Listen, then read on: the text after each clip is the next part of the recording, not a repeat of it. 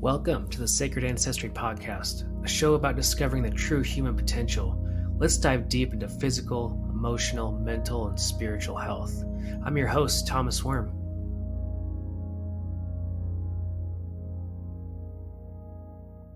The best thing about the breakthrough sessions is when my client's entire physiology changes.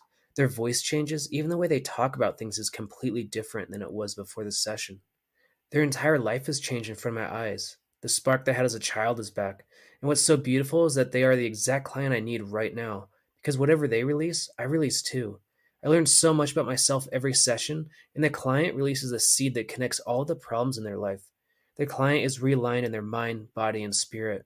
That's the breakthrough session.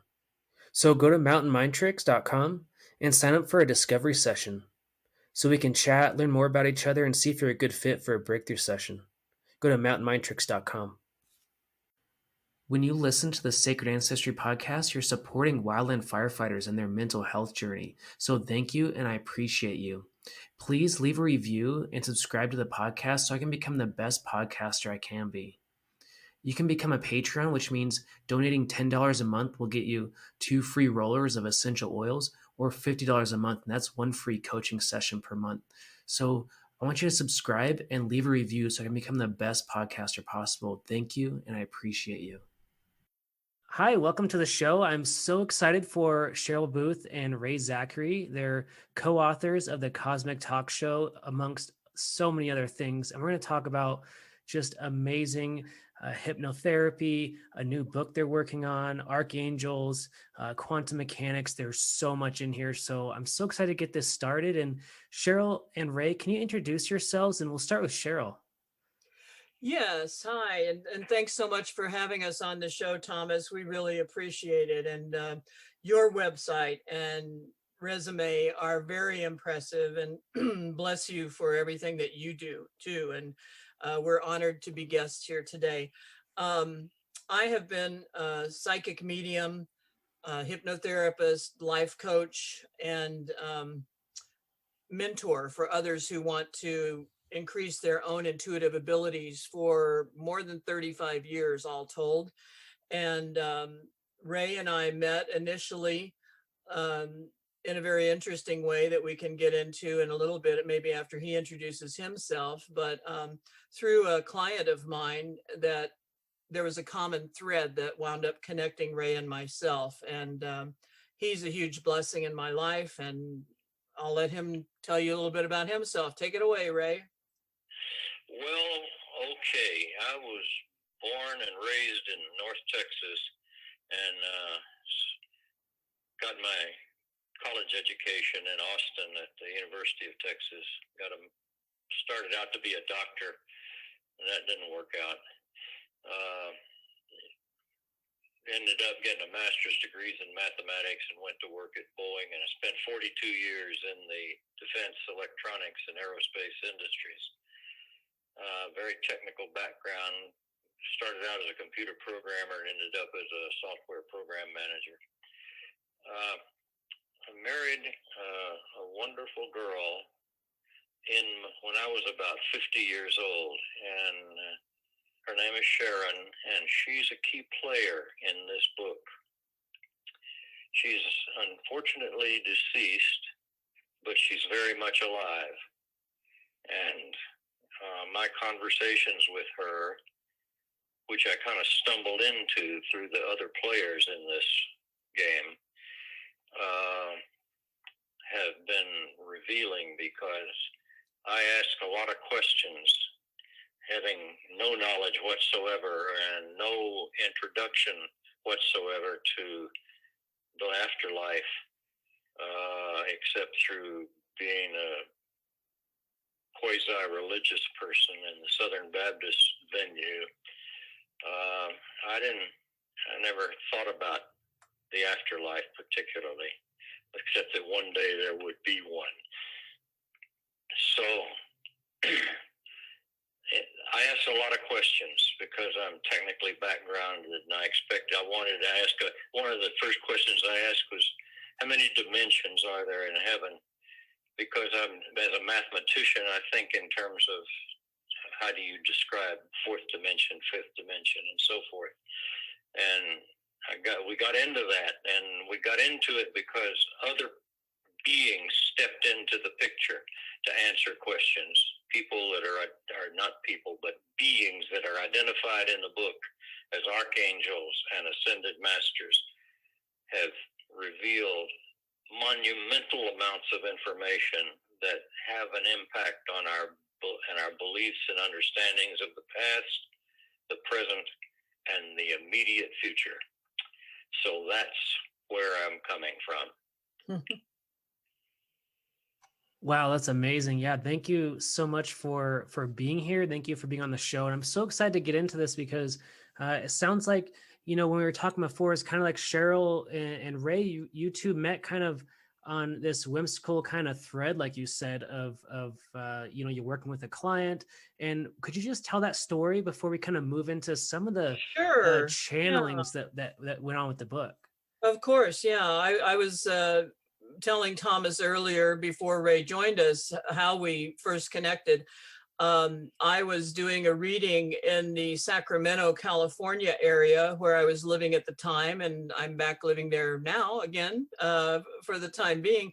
But this was several years ago, back in, I believe it was 2012 or early 2013. I did a reading for a client in a suburb of Sacramento at her home.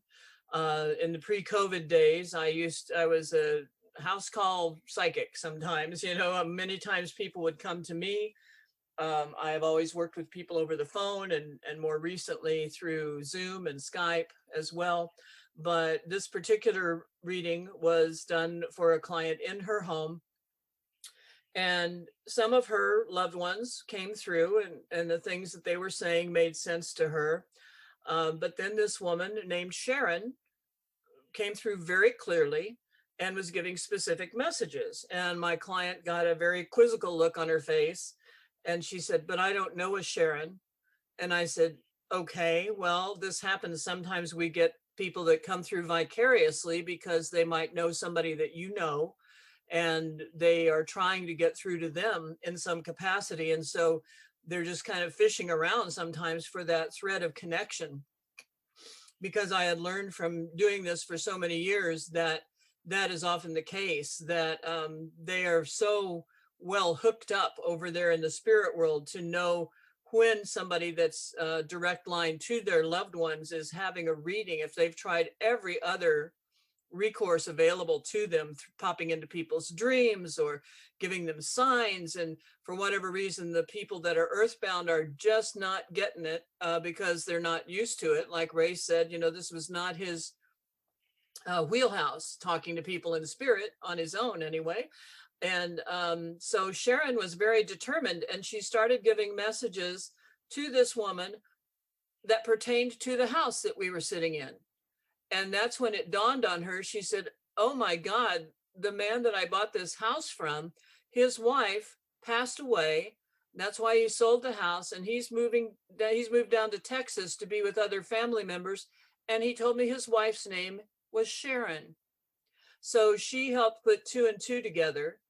And Sharon proceeded to give a few more messages that my client could not necessarily validate, but some of them she could, especially those that were with regard to the house and some of the upgrades and changes that she was making as the new owner.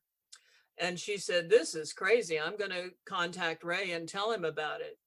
And why don't you take it from there, Ray? When Aaron first reached, the client's name was Aaron and Ray's wife Sharon. So when Aaron first reached out to you, why don't you pick up the story just a little bit from there and share that with Thomas? Well, the first time Aaron mentioned that she'd had a conversation with Sharon, she said Sharon likes what I'm doing with the house. And I'm thinking, that's nice. And then it kind of fell by the wayside. And then later, there was another reading where Sharon overheard Aaron conversing with Nancy Kelly, the lady across the street, about planting bulbs in the front yard. And Sharon came through and told her, "I really like what you're doing in the front yard." And Aaron relayed that to me, and I'm thinking, this is not happenstance. There's a sequence of events here that bears paying attention to. And I asked Aaron, I said, have you got any list of books, a bibliography of things I can read about conversations with spirits? And she gave me a list of either 6 or 7 books, I've forgotten now. And I read them all. And as a result of having read them, I came around to the idea that I ought to be talking to Cheryl and engaging in a reading where I have a direct conversation with my deceased wife. And that's how we got into the business of working together, and have been for about 7 or 8 years now. Yeah. Wow, that is such a happenstance kind of situation. That's amazing that Aaron and Sharon came together like that to bring these messages. It's a coincidence and universal. It's just universal consciousness reaching out in a way, isn't it? And so beautiful. I love this story. And so you had this reading, and Cheryl, when did kind of some of the beings or entities come through during the readings? Like, how did this turn into, or how did some of these answers start coming to the questions that Ray was asking? I mean, what was that like, and what kind of major major answers were you guys getting through this process? Yeah, well, I think it was probably about 2 years into Ray's and my connection or so. Is that about right, Ray, when you started asking questions that were more on a cosmic and universal level? Well, it may not have been quite that long. It was probably about the 3rd or 4th reading. Okay. And they were about 3 to 6 months apart, so a couple of years maybe. That's possible. Okay. I just remembered that I would ask the question of my wife and my father, and as long as they were able to answer the questions, it didn't seem to require any additional support from any entities. But I started asking deeper questions, more technical questions about the nature of their existence and of their environment. And it required some oversight from heavenly beings that heretofore had not been identified. Yeah, and Ray comes up with these very in-depth, complex questions that he said, I don't know who might want to answer these or if anybody will, but let's give it a try. And I said, okay, I'm game if you are. And Archangel Raphael has been my longest term angelic contact. And I think that he may have been one of the first ones to respond, but I also have had over the years a lot of contact with Archangel Michael and Gabriel, and they all started joining in and helping us out. And the answers that were coming out to these universal quantum physics types of questions that Ray was posing it was very obvious to me that I was channeling, because the answers were coming out without very much hesitation. The majority of them were not in my personal knowledge base or anything I had ever studied in depth. I was a musician before I became a psychic, so science and math not my thing.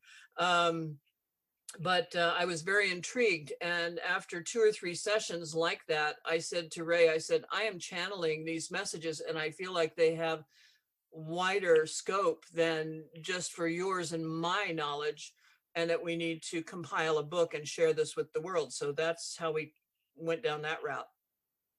I should probably interject here a little bit more background about what I was doing on the side during these years and before. I never was much of a reader. In fact, I probably hated reading until I was about 35 years of age, and I had an epiphany. I started reading everything that Ayn Rand wrote, and then I eventually stumbled into Zachary Sitchin, whose compilation called The Earth Chronicles attracted my attention regarding aliens.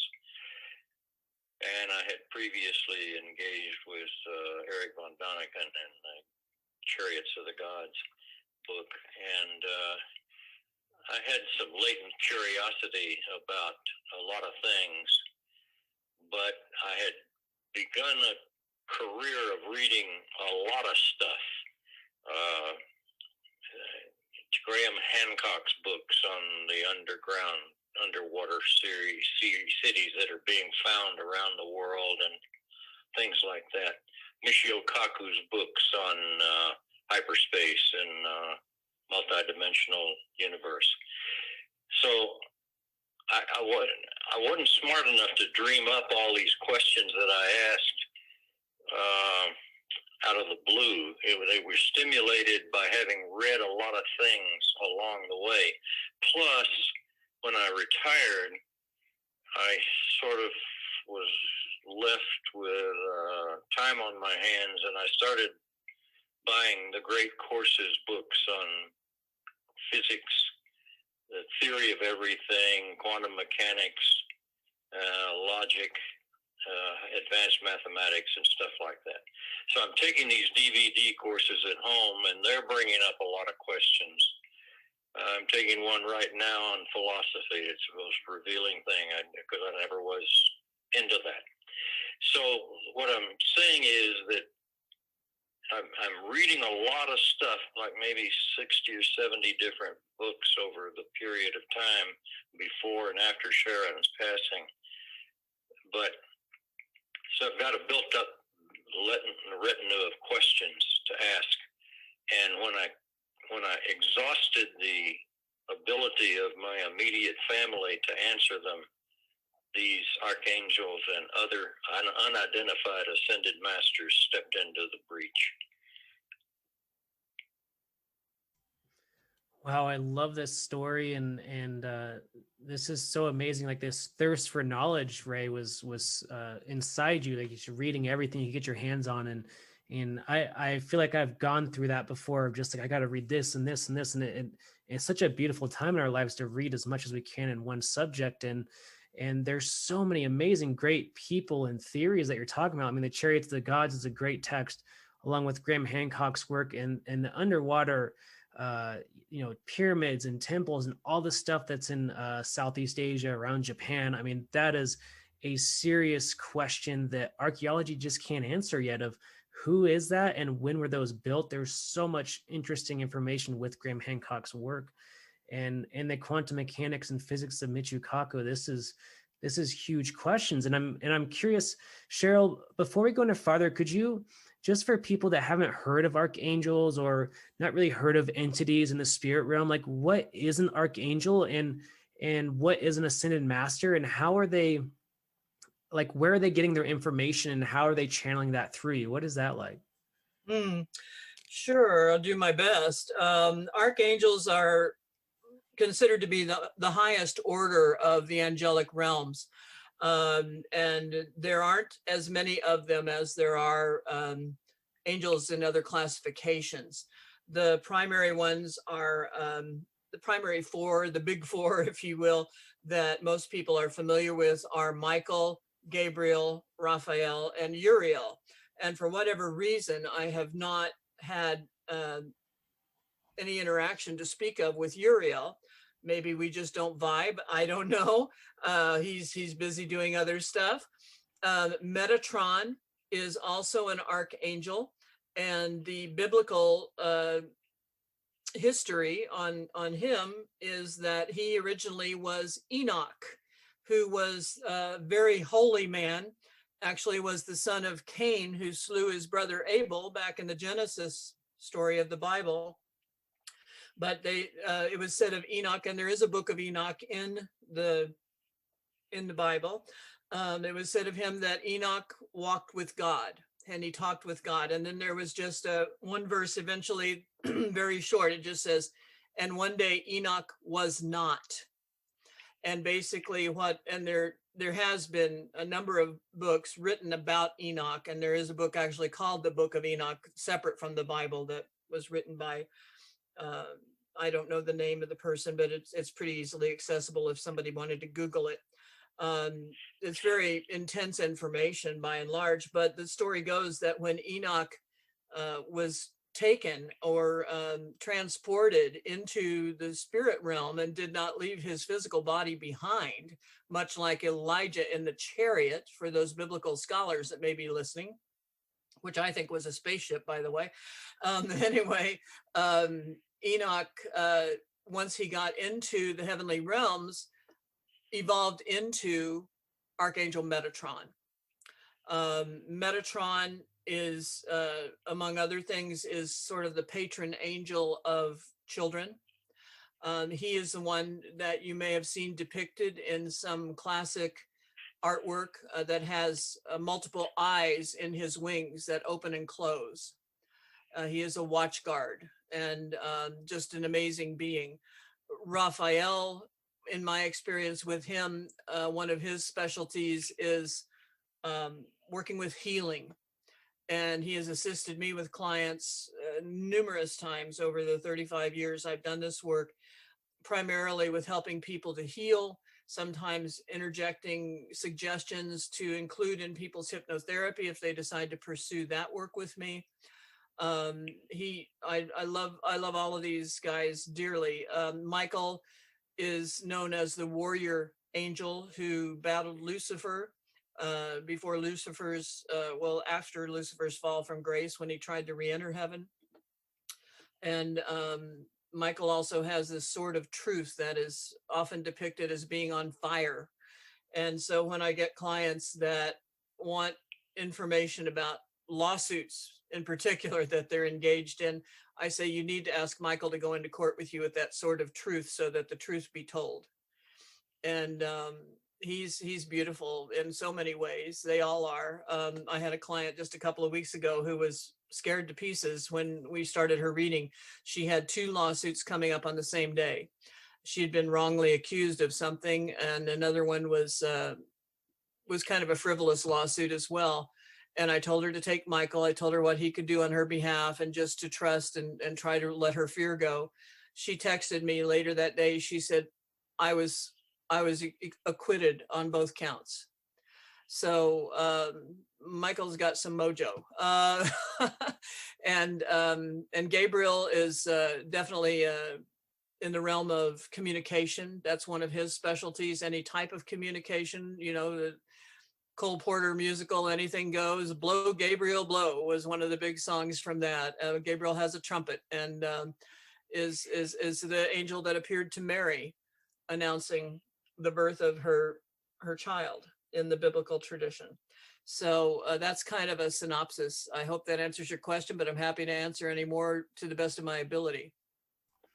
Oh no, that's wonderful, and I think that helps a lot describe of who we're talking about and these entities, these archangels, specifically, who you're interacting with this in this channeling process. And I'm curious, Ray, what are some of these burning questions that you had that you started asking that were deeper, that were more into universe, quantum mechanics, and those kinds of things? Like what were some of the big questions that you were asking? Well, the most telling question that I asked was what Zachary Sitchin wrote in his 8 or 10 books of the Earth Chronicles, describing the engineering of mankind out of what was probably Neanderthals, maybe 100,000 years ago, to be used as mining labor in the gold mines of Africa. I asked them, is this true? And they said, yes.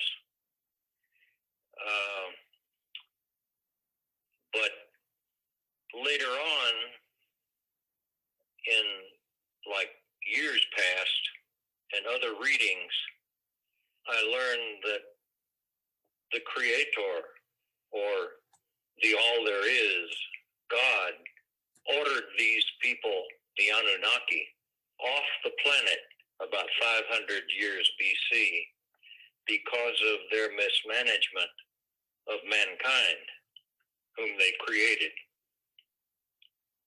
And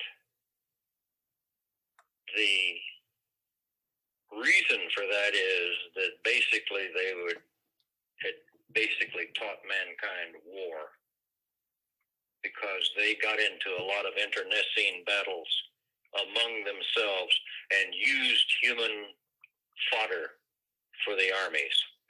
And created slave labor as in ancient Egypt, among other things. Yes, absolutely. And then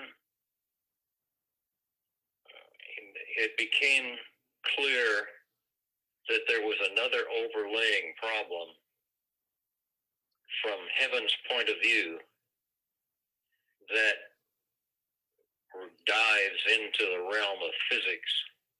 And that is that when there is a nuclear explosion on Earth, the energy from that nuclear explosion does not travel with the speed of light into space as mankind's best engineers and physicists assume. It travels interdimensionally at greater than the speed of light into other galaxies and other planets, and poses a threat to these other civilizations.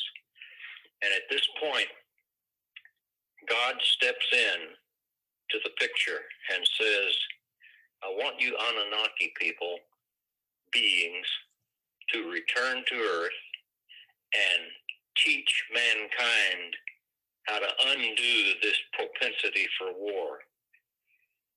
And they're coming back. They're coming back in 2022. So, and Archangel Michael, I think it was the one that said that there is a convoy already en route.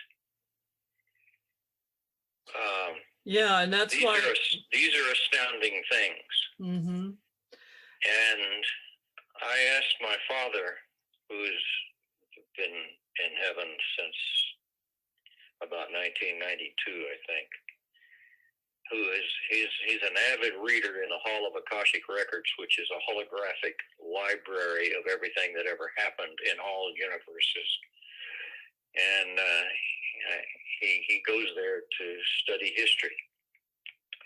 But you can find out in the Hall of Akashic Records, you can find out what is happening now or has already happened, but you can't see into the future because the future is uncertain, because it depends on what beings do, civilizations, mankind. Free will.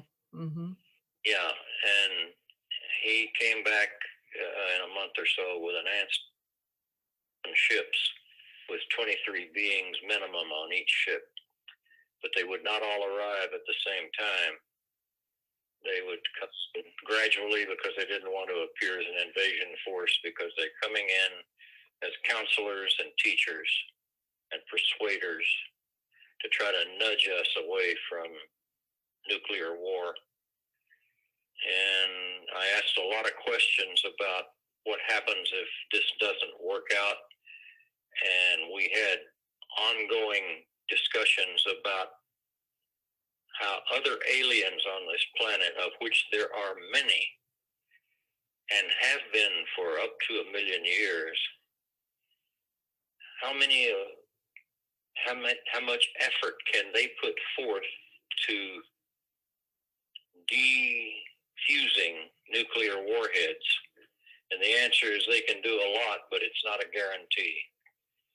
So because there's anti-jamming software in all these warheads, and I know all of this because I've worked in that area.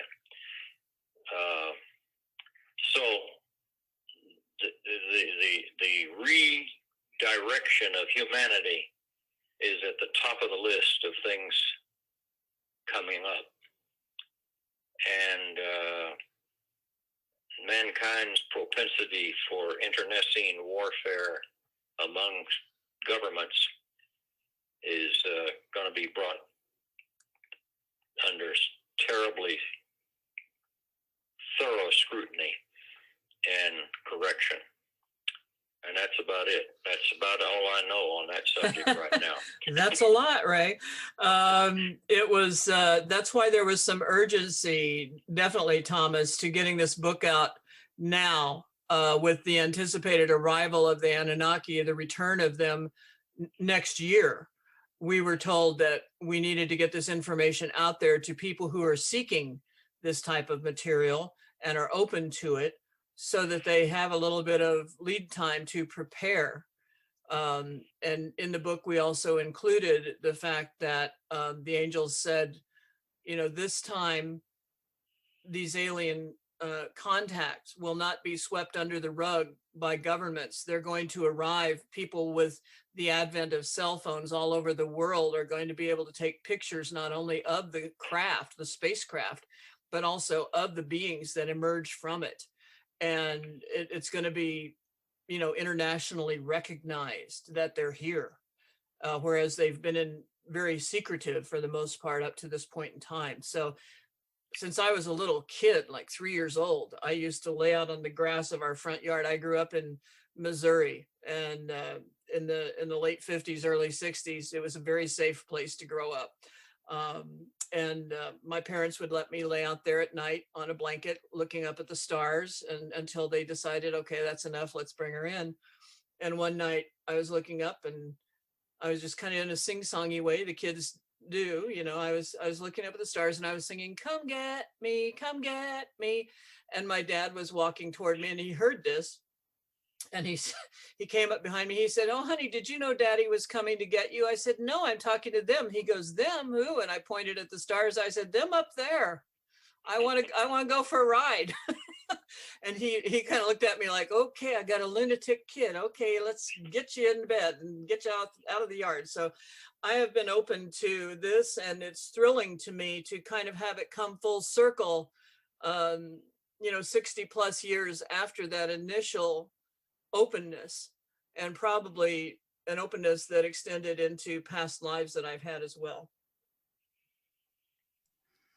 Oh, this is so interesting because, you know, if we really look at the history of ufology, you know, 1947 was the Roswell crash, right? And just before that, 1945, if I got my date exactly right, that was the atomic weapons used in Japan, 1944 maybe. So there's so many reports of people working in the nuclear silos, right? That everything's, there's been the orders that come through to launch weapons, nuclear warheads, and suddenly there's UFOs around that are shutting down, that are messing with the electrical switches.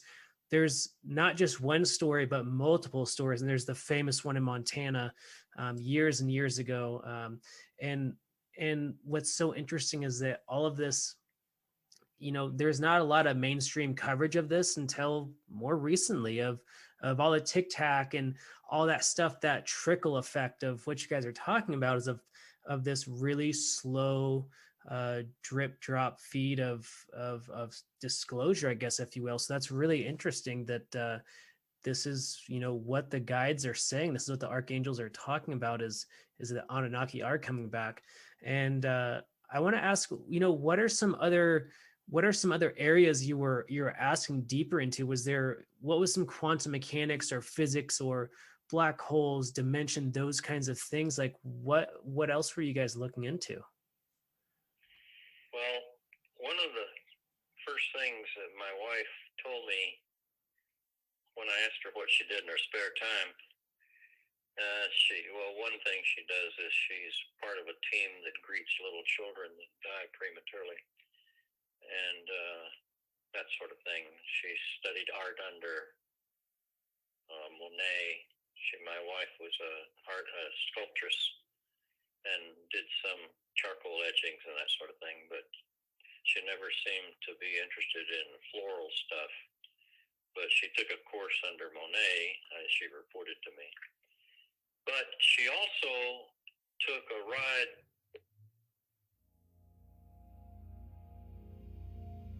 Electromagnetic frequencies, or EMFs, are affecting your body right now. The World Health Organization reports that EMFs can cause headaches, anxiety, depression, nausea, fatigue, loss of libido, and sleep disturbances. What if you could protect yourself from the EMF fogs and the 5G rollouts? I've been trying products from Essential Vibes and I noticed a huge difference. The live blood tests show that your blood flow increases with less globules. You sleep better, have more balance, and the muscle testing proves this. So go to mountainmindtricks.com/EMF protection to learn more. I was so impressed with these products, I had to add this to my natural wellness program. So check out Essential Vibes and go to mountainmindtricks.com/EMF protection. That's mountainmindtricks.com/EMF protection. Are you still there, Ray? I think we lost him. He'll call back. I can kind of finish this until he does, just so that there's not dead air here. She took a ride in a black hole and described it very much like, I'm trying to text Ray here and let him know we lost him here. But she described it kind of like a major luge ride in a cosmic way that was just fascinating. Yeah,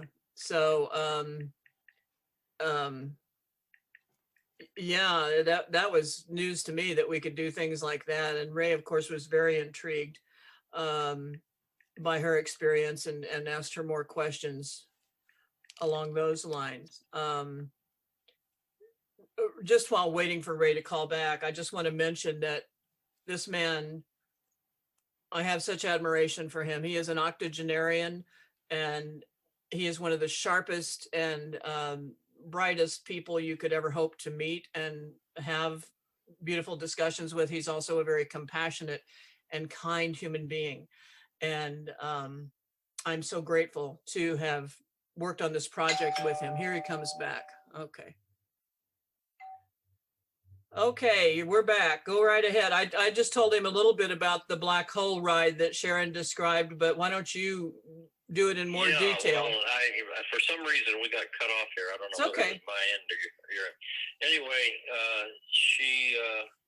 I asked her some questions about the passage of time, or perception of the passage of time, and things like that. And she described the vivid and spectacular colors that were visible to her.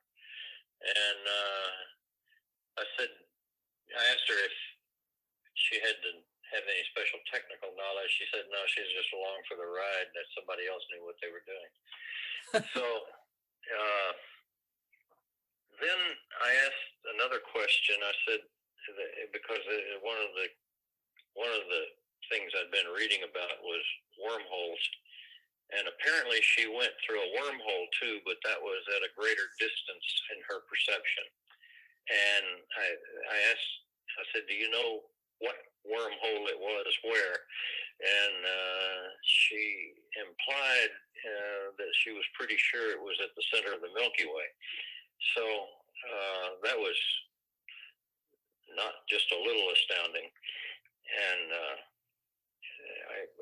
I think that having any perception at all about time and distance in her situation may not be transferable to mortals' intelligence and perception, but anyway, she did a yeoman job of trying anyway. So that was one thing that was pretty spectacular in my opinion. Absolutely. Wow, this is so interesting and amazing because specifically I would say, what year was this? 2017, I think. I had this deep transcending kind of moment during meditation, and I was blasted out of my body in this meditation, and I traveled to the center of the sun, to which turned into these, I call them light paths, but a luge, yeah, I could see that for sure, because I was shot from this sun to the next sun to the next sun. I was just kind of traveling so fast from sun to sun to sun until I came to the center of the Milky Way, which happened to be the same exact thing. I traveled to the center of the Milky Way and went through this luge, or this really tunnel of light.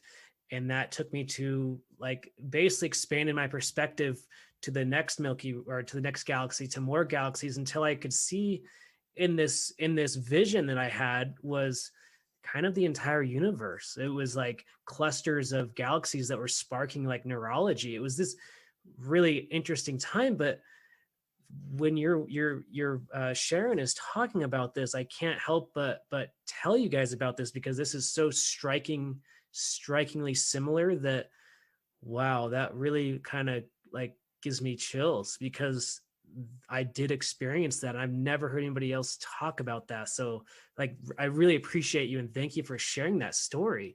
And I'm curious on your reaction to that. And also, what are some more questions you guys were going through? Yeah, well, that's a phenomenal experience there that you shared. Thank you for sharing that, Thomas. That's great. There is such an interconnectivity between dimensions, and one of my mentors was very fond of saying, "Science is coming to the rescue of spirituality." And I find that to be so true, because they are continuing to find new planets and new galaxies and new black holes all the time now.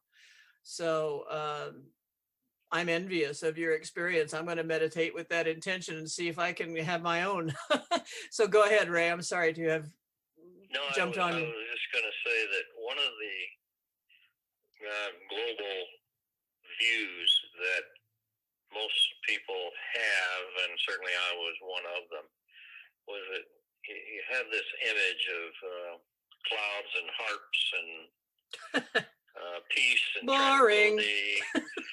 And what I've found with a lot of questions is that if you wanted to have that personal view of heaven, you could, but the infrastructure of heaven is highly organized and managed and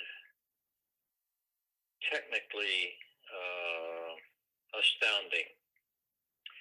For example, I asked if you wanted to take a walk in the forest, do you have to dream up a forest, or is there an infrastructure forest there, or whatever? And the answer is yes, both. You can have your own forest, or you can take advantage of forests that other people have created that are still there. When you walk in the forest, do you feel like there's something solid under your feet? Answer is yes. When you greet people, do you hug them? You give them a hug?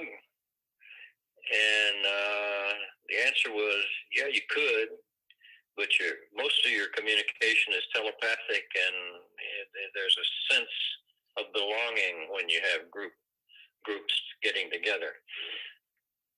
And so I said, well, when you get together with a bunch of other spirits, what do you do? You don't drink cocktails and eat hors d'oeuvres, I'm pretty sure.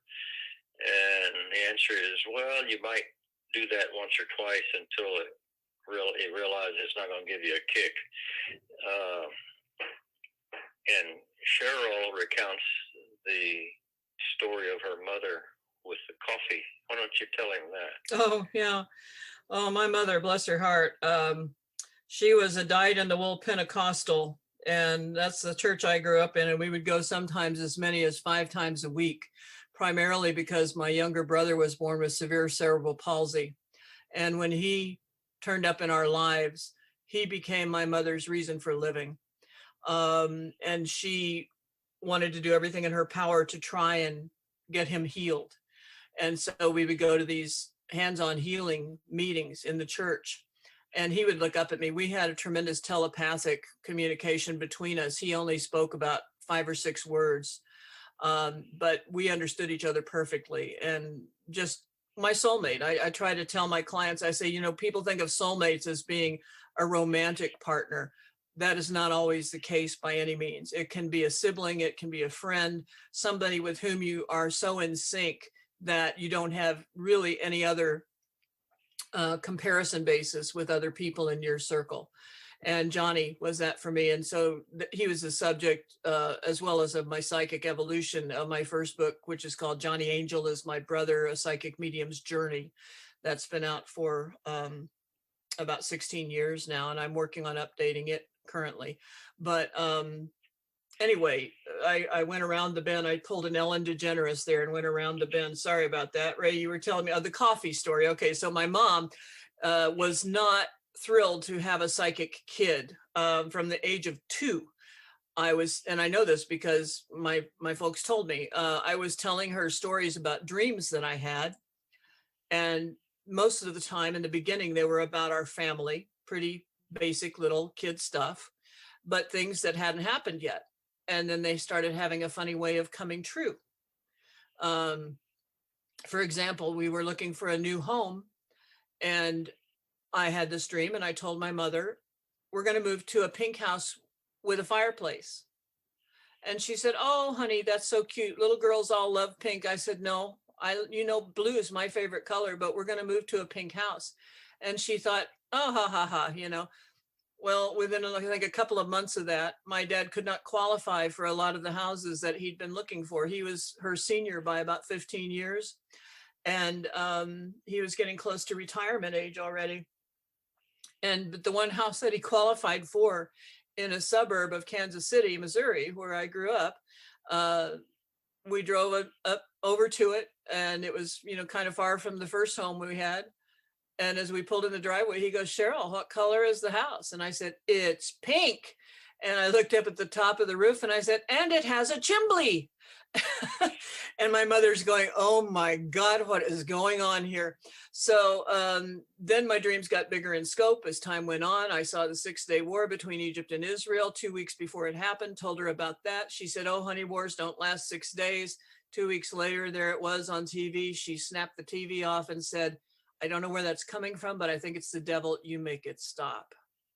And she was suffering from cancer at that point in time, and I didn't want to complicate her life anymore. But I said, I'm only 11. I'm not working with the devil. And anyway, from heaven, she and I now, from her perspective, being in heaven now for going on 50 years, we're best buddies. We get along like gangbusters, and she helps me so much with readings. And she has been one of my main sources as far as formerly, in human form contact of telling me about heaven and its propensities. And she was a huge coffee drinker. And she told me one of the first things she did, and she was the first one to tell me too, this was through another medium. This was before I had a lot of this going on myself, before I developed my own gifts. And she said, I have a house over here. We can have houses if we want. And she said, there really is no night in heaven as far as I've experienced. But if you want the illusion of night, you can draw the curtains just by looking at them and imagining them closing. And she said, I have a coffee table. And one day I hadn't been here very long, and I thought, gosh, I really miss coffee. I think it would be so nice to have a wonderful cup of coffee again. And poof, one appeared on the coffee table next to her. And she thought, oh my gosh, that smells delicious. And she picked up the cup and took a sip. And she said, it tastes delicious too. This is great. But then after she finished the cup, she sat there for a minute and she realized it had done nothing for her because she had no adrenals and there was no caffeine in the coffee. It was all made up of what my main mentor used to call the substance of etheria, thought and spirit together. And so she thought, well, she tried it a few more times, but then she said, what a waste, this is just a silly exercise. I don't need to do this anymore. So that's what Ray was saying. Based on what I heard from Sharon, the smell of the coffee and the taste of the coffee were from memory. Right. That's right. They can recreate memories, fond memories that they have from their earthly experience. You asked about the astounding stuff. One of the things that really caught my attention was that I discovered that I didn't discover, they told me there are 18 management levels in their councils, management councils assigned to planets and galaxies and universes. And we are under as many as 3 different management councils because of the one where we are in the universe, and the other 2 are based on the other aliens that are here on this planet and are under their management councils. So there is a lot of oversight and a lot of structure to graduating knowledge. I asked my wife, I said, are you going to climb up the ladder of success and I'll never see you when I get dead, when I die and come there, we're going to pass in the night and never see each other? She said, no. She says, just because I get smarter doesn't mean I'm going away anywhere. Because I asked, I said, is this your final state of existence, or do you know what your final state of existence is? And the answer was, well, if this is it, I'm happy. These of the dimensions, they told me that prime numbers are very important. The number of dimensions for a consistent set of dimensions has to be a prime number. And the prime number 13 is what is germane to Earth with 3 dimensions and heaven with 10. Now there are 4 more dimensions, which would get you to 17, which is another prime number, but that's mostly the analytical area for further creation and so forth. So there's a high degree of mathematical structure to everything that's discoverable about heaven. I asked the archangels, what dimension do you have mobility in? And it seems like they had a mobility in 4 or 5 different dimensions. They can also appear before these management councils. And I'm not too sure what they do there, but there's management. So whatever. That's more than I know.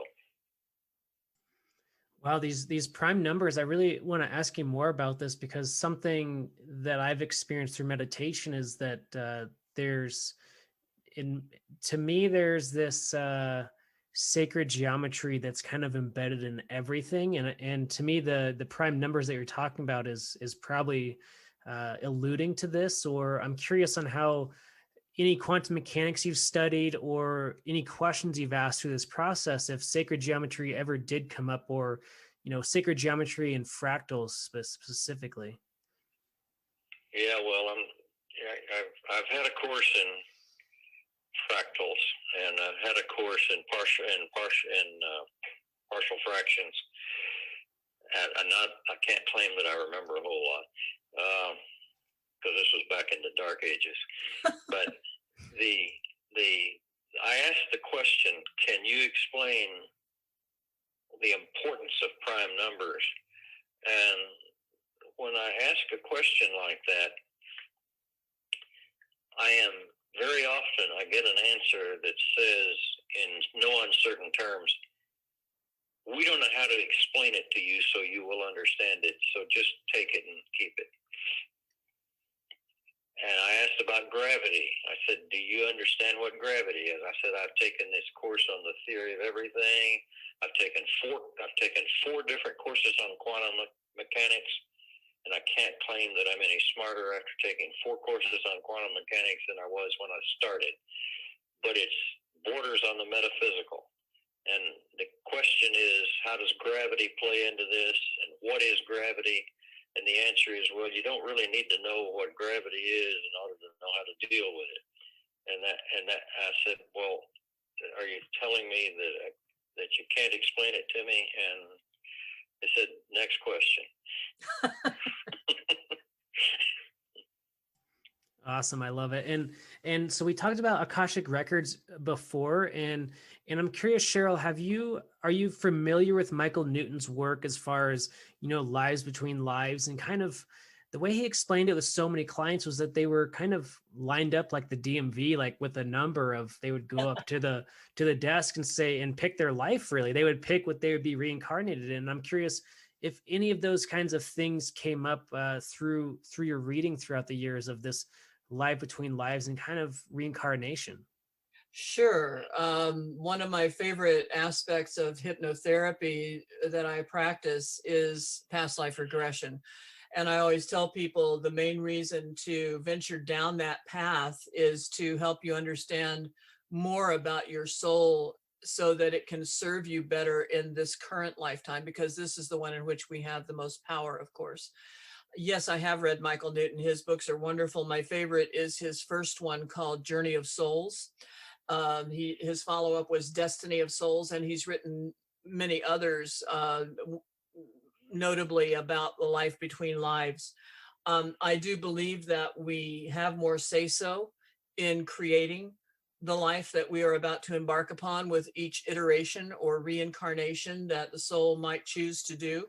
I don't feel that we are forced to come back here or possibly even to any other planet to have a subsequent life, but that if it is something that would serve the soul and you are willing to orchestrate the main bullet points, if you will, that you want to experience in the upcoming life, there are guides and angels and other people that on that side that are going to play roles in your life. I always use the analogy that Shakespeare was he was definitely an evolved soul, whether he was one person or whether he was many that just went by the name of Shakespeare, as there is a controversy about. Very evolved being and universal consciousness. And um, I think it is Twelfth Night where the All the World's a Stage speech comes from. I believe that's the play. I may be wrong on that. A Shakespearean fan might call in and say, nope, she missed on that one. But anyway, famous speech that everybody is familiar with that essentially distills down to all the world's a stage and all the people merely players. And I really do feel like some people say, okay, you want to learn that lesson? You want to learn to overcome adversity? So you're going to need a villain in your play of your life. So I love you enough. I volunteer to be that villain or to be an abuser in some way to help you get that lesson that you want to get so that you can stand up for yourself. I will be, another one might say, I will be your stalwart companion or your soulmate. I will be your best friend. I definitely believe we have so much more say so. And it's like all the fine print in the life contract that you set up for yourself kind of disappears once you arrive on the earth. But little kids, especially, have major waves of deja vu.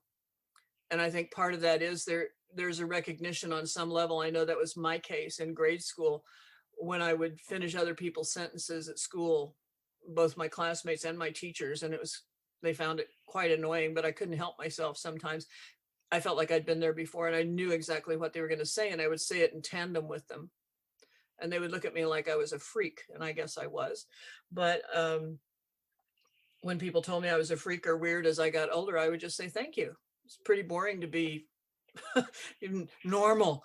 So anyway, I believe we can orchestrate that. I do believe there is life between lives. I just want to mention that in our book, Cosmic Talk Show, Ray and I compiled a very extensive bibliography of a lot of the books that he has mentioned here today, as well as many of the spiritual and metaphysical ones that I have read, so that people have a reference base.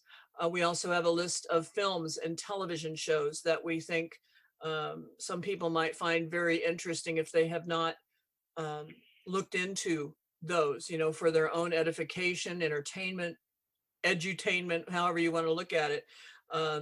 That is part of our book. And we just want to be considered messengers who are presenting this information for those who are thirsty or hungry for it. We're not trying to convert anybody to our way of belief. We're just sharing. Yeah, I love this. I love this. What we believe is being molded in real time, because we have been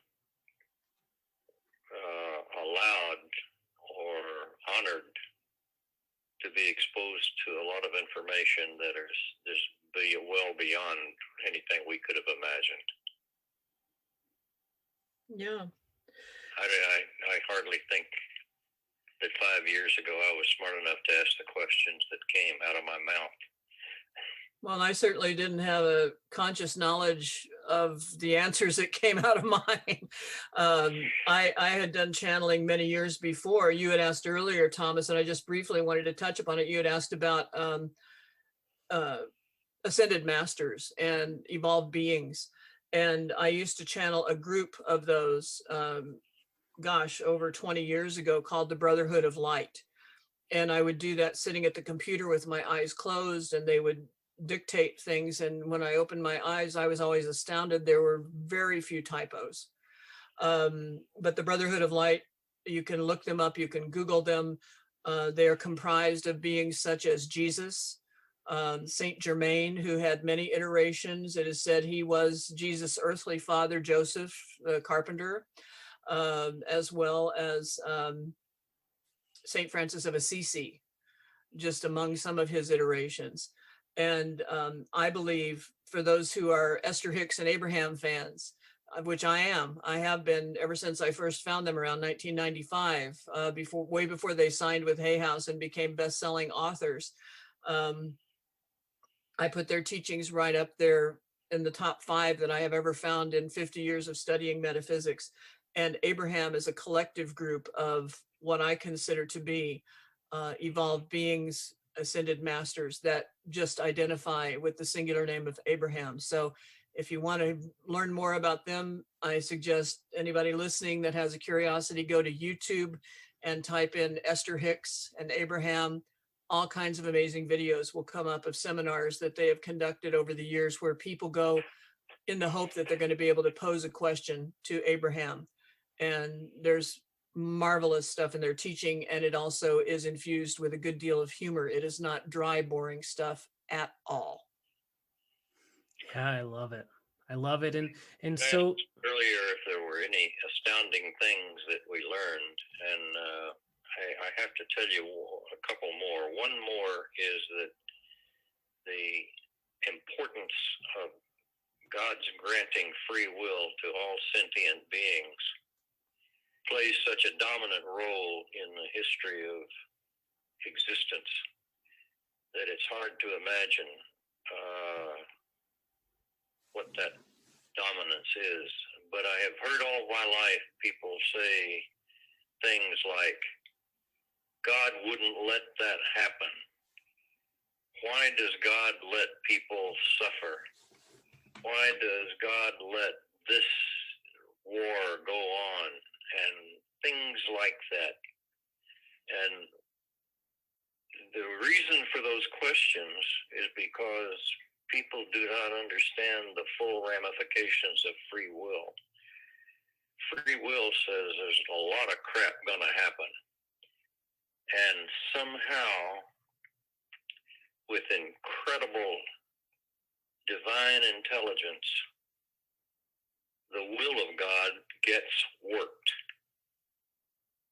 And so there's a supreme message in that, waiting for those that are willing to grasp it.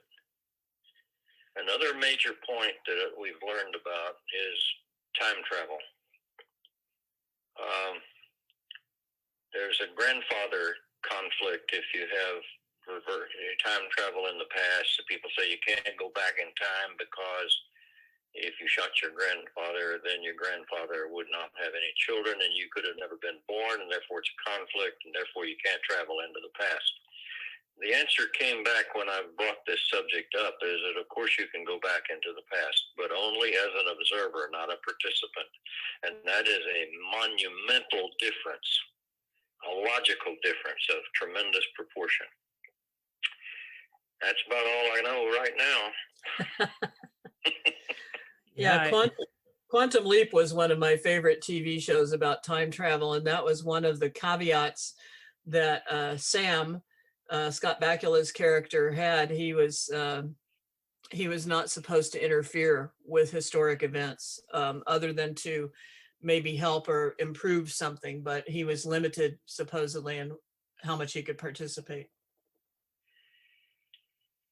Wow, I love that. I love the time travel, and everything that you guys have been talking about is just astounding.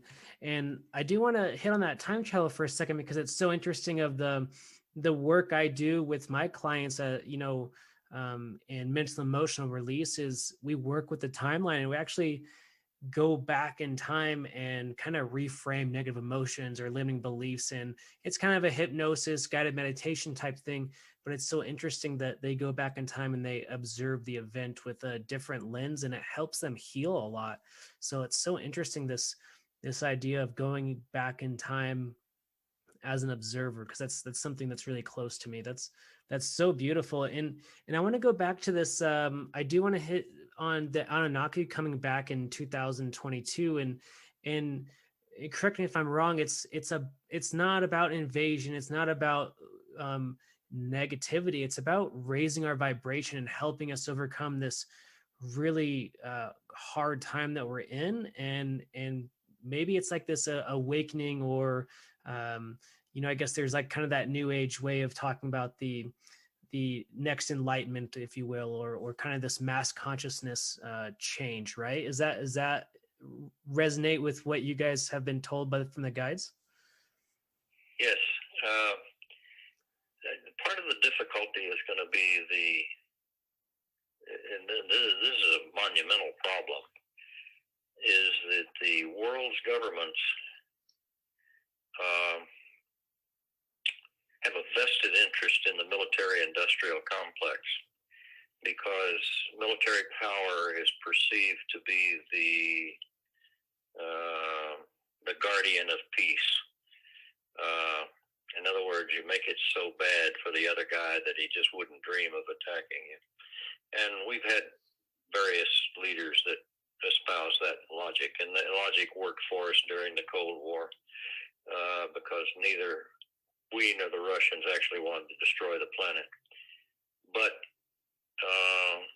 I've asked this question of the Archangels, is that now we've got a religious group on the planet that wouldn't mind if you destroyed the planet, because they're got these 72 virgins in heaven waiting for them. And and the Archangels acknowledged that was a fractional group that were out of control, so to speak. So that's part of what has to be addressed, is the not caring if you destroy the planet business. So it's a big job for the Anunnaki. Yeah, and it's kind of one of the things that the Archangel suggested is that the massive population, and they talk at length on occasion about mass consciousness, because this whole business of mass consciousness came up because they suggested that we're on the verge of learning how to deal with the fourth dimension. And I said, well, how's that going to work? Because the technology that we are stuck with is three-dimensional technology. We build three-dimensional instrumentation for three-dimensional measurements in a three-dimensional universe. And we're not even too sure that all the particles that come from nuclear fission actually reside in the third dimension, maybe only for picoseconds, and then they go into some other space. And they said, yeah, that's right. So I said, how are we going to develop instrumentation to deal with the fourth dimension when we can hardly even visualize it? We can't draw a picture of it on a plane, on a piece of paper with a pencil. And they said, well, it's going to have to come from a mass consciousness. I said, mass consciousness is the exact opposite polar zone from tight-knit technical team needed for three dimensions, for work in the three dimensions. They said, yeah, it's a problem. But they didn't give me an answer.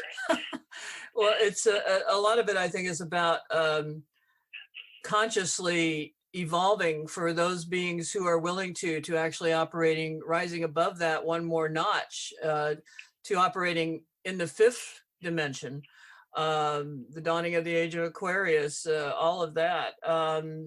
it's about, I think, being still grounded here physically in the third dimension, but on a consciousness level, those who wish to operate at that fifth dimensional plane are going to start being able to do that more easily. And what I was just going to add to what Ray was saying about the Anunnaki a little bit ago was it was presented to us as definitely a win-win situation. They are coming here to help us, but they are coming here at the dispensation of the creator of all that is, of what I'm very comfortable calling God, to make a course correction of their own. It's kind of a karmic balancing. So they're getting that out of it, as well as helping us. So it is definitely, in my mind, a win-win event that's coming up. By the way, one interesting side note is a question that I asked is, how many aliens are there on this planet that live here normally that we don't see because they're either shapeshifters or they are invisible or they're something that we don't recognize as aliens? How many of them are in governments on this planet? And the answer was about 1,000. Now, what are they doing? I asked, I said, what are they doing? Well, they're nudging. And one time, I read this book by Natalie Sudman called The Application of Impossible Things. It's in the bibliography. She was a program manager in Iraq, and she got blown apart in an IUD in the vehicle. And she spent some time in heaven in a near-death experience until they pieced her back together. But she said one of the things she discovered in heaven was that nobody compels you to do anything. They nudge you, they suggest, they persuade, they invite, but you don't lose your identity. And I think that's really important in trying to understand why there's not a lot of intervention. The heavenly beings are, by divine law, restrained from intervening, and the alien forces, perhaps not by divine law, but custom, tend to move in mysterious ways as well. And I think there's not a lot of compelling action here. But I think this is my interest, Ray Zachary talking, I think things are about to change a lot. Okay, fire away. Yeah, Cheryl. And I feel that with the advent of COVID and the lockdown, the quarantine and all of that, I feel that on some level that was not immediately apparent when all of this hit the world, is that there is the ability to utilize this time that a lot of us now have on our hands that was not present before, to go within, to start to raise that consciousness level, that vibration. As Abraham talks about, we are vibrational beings that operate at frequencies, and it's very true. If you doubt it, walk across the carpet, scuff your feet, and then touch a doorknob, and you're going to shock your butt. That's like I said, I'm not a scientist like Ray, but that's my very layman's way of telling people that they can look at that. So I really do feel there is a gift that is going to emerge from this darkness that COVID has brought about, if we are willing to recognize the gift. And if more of us start taking seriously the precautions, the safety precautions that we need to be paying attention to as well in order to overcome this thing. This is, of course, not the first pandemic that the world has been through by any stretch of the imagination, but it's the first one that many of us under the age of 100 have ever gone through on, the grand scope of what this one has turned out to be.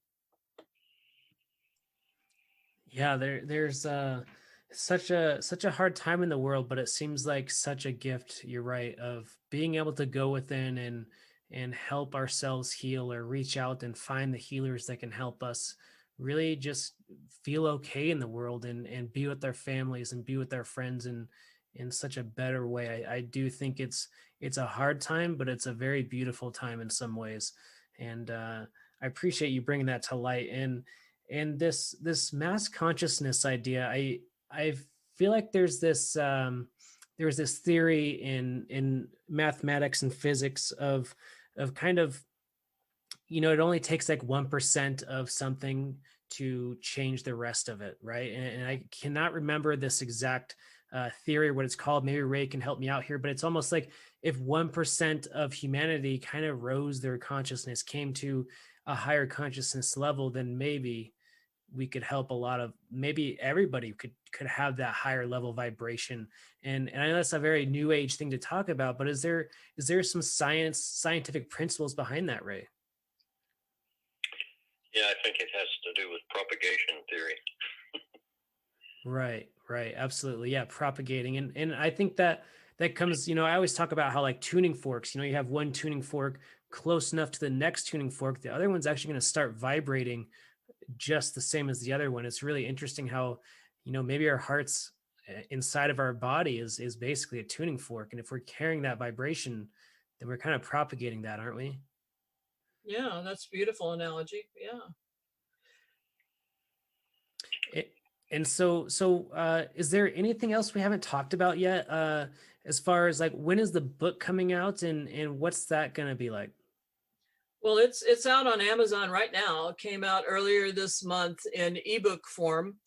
It's also on barnesandnoble.com, and we went through BookBaby as far as publisher.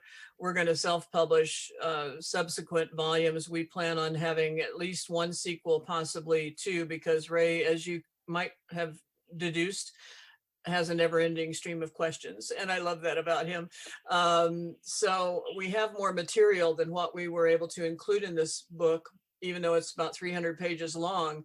But we are going to keep the sequels shorter. It will be available in paperback form on Amazon day after Valentine's Day, February 15th. Oh, that's amazing. I can't wait to read your book, because as you can tell, I have so many questions about this realm that you guys are working with. I guess it's so interesting to me because, just like you, Cheryl, I've been open since I was a little kid, and I've had so many experiences throughout life. I've had my own near-death experiences, my own meditation kind of moments, and all of the things that I've studied in life and all the things I've gone through have just pointed to that there's so much more to our reality than just the physical body, just the mechanical, gears that are turning. And there's so much more out there. There's so much more going on in the humanity of what we are and how we experience the universe, right? Absolutely. And the timeline therapy that you mentioned that you have done with clients, I've done some of that, and it's very valuable work. And again, just bless you for everything you do for the planet and for her inhabitants, Thomas. Oh, thank you so much. And where can people get a hold of you, find you, for you or Ray? Well, we created an email for this book. It's just cosmictalkshow@gmail.com. That's an easy way to do it because it'll stand out for you related to the book.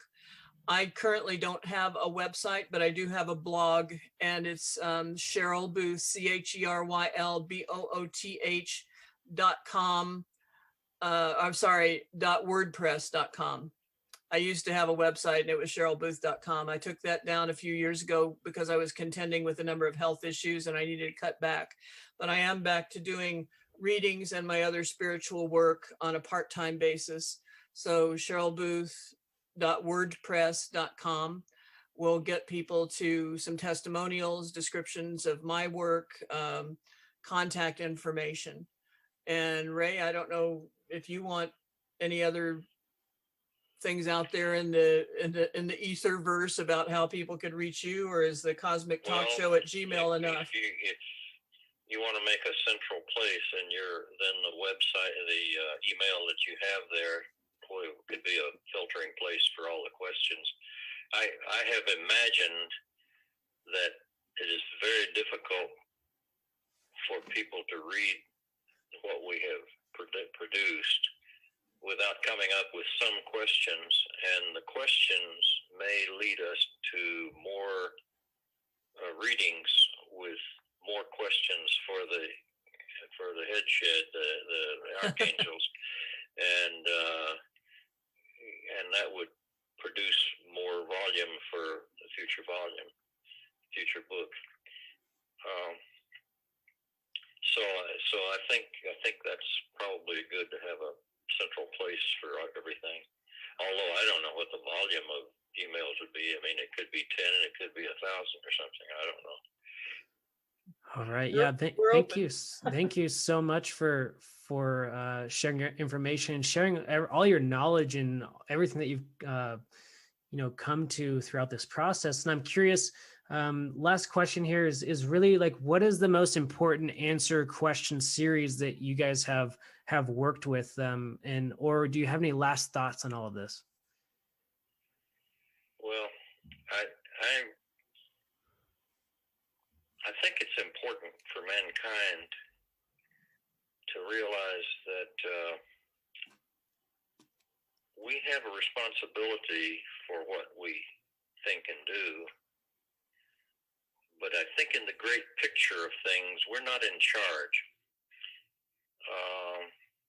That's my personal opinion. We're responsible for what we do, but it's not like we're out here all by ourselves and having to do it in the dark. The spectrum of aliens that are impinging on the history of this planet is wide and deep. And I was astounded to learn that Archangel Michael is kind of the chairperson of a committee of heads of various alien factions as well as heavenly factions manage what's going on this planet. The fact that there's not a clear line in mind between aliens and heavenly beings. I know that there's a difference, but I couldn't tell you what that difference is. Yeah. Anyway. And just to kind of nutshell and shorthand your question there, Thomas, I just think one of the most valuable things that has been brought home to me time and time again over the years and through the course of producing this book too, is that one of the most important lessons that we all can carry with us is to practice the golden rule as often as possible. Treat others the way that you would like to be treated. And in the words of the immortal John Lennon, who has contacted me from Spirit, in fact, given me the genesis of a screenplay that I am working on getting a production company interested in. All you need is love. Oh, I love it so much. I thank you so much for such an amazing conversation. I'd like to add that one of the things that I think, if I didn't learn anything else about this whole venue that I've been involved in for 10 years now, probably, is that religion is man-made. Amen. And what Jesus said is, if you didn't learn anything else from what I told you here in my life, is to love one another and to do unto others as you would have them do unto you. And I can't tell you how hard that is for mankind to do. I have concluded that that is the most difficult thing to do, is to love one another, because you can't decide who's in the love group and who isn't.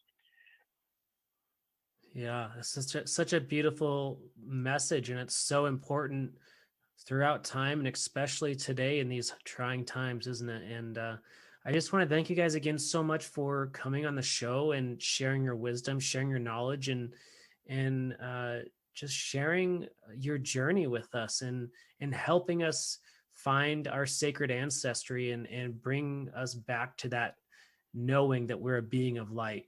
And I really appreciate everything that you shared today. And for everybody listening, I just encourage you to go out there and find your sacred ancestry, because whatever you think you are so much more than that.